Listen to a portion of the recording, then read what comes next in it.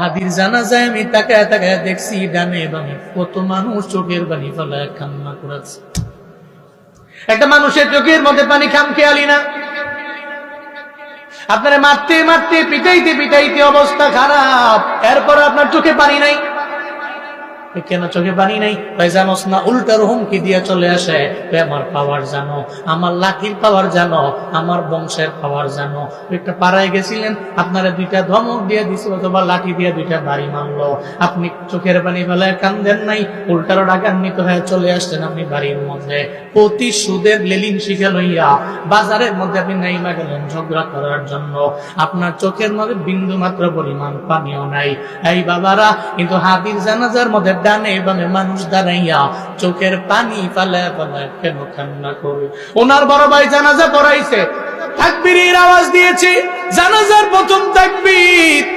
আমি দেখছি ডানে বামে লোকেরা চোখের মধ্যে পানি। কেন এরা কান্না করে? আমি সালাম ফিরাইয়া জিজ্ঞাসা করলাম, চোখগুলা মুছতে মুছতে, বাবা কেন আপনি এই জানাজার মধ্যে কানলেন কেন? আপনার কোনো সন্তান হয় না কি হয় না, আপনার আত্মীয় হয় নাকি না, কেন কান্না করেন? ওই হাদিরা তো জন্মায় বীরের মতো জন্মায়, এরা তো জমিনের মধ্যে থাকতে পারে না হুজুর, এই কারণে এদের বিদায় দিতে আইসা চোখ দিয়ে গড়ে গড়ে আমার পানি পড়ে। এক সপ্তাহ আগেও চিনতাম না, কিন্তু এক সপ্তাহের মধ্যে তার যত কার্যকলাপ দেখলাম, আমার কাছে মনে হয়েছে একটা জান্নাতি মানুষ।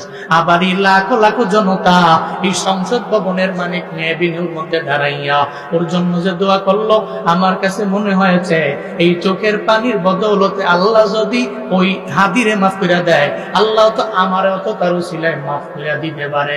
এটা প্রত্যেকটা মানুষের চোখের পানি, প্রত্যেকটা মানুষের কমেন্ট, প্রত্যেকটা মানুষের মন্তব্য এমন এক জীবন গঠন করেছে এরা, যার জন্য মানুষের চোখের মধ্যে পানি।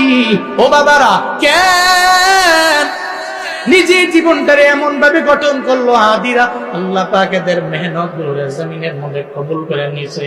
আবার আখিরাতে এরা বড় দামি হয়ে গেল, এরা সফল হয়ে গেল।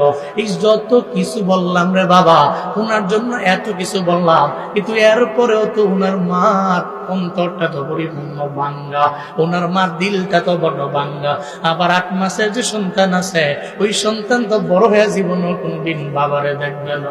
ও এখন বুঝেও না ওর বাবা দুনিয়ায় নাই, কবরে চলে গেছে ওর বাবায়। ওর ধারণাও নাই ওর বাবা এমনিতেই মারা যায় নাই, হসপিটালের বেডে মারা যায় নাই, রোগের কারণে মারা যায় নাই।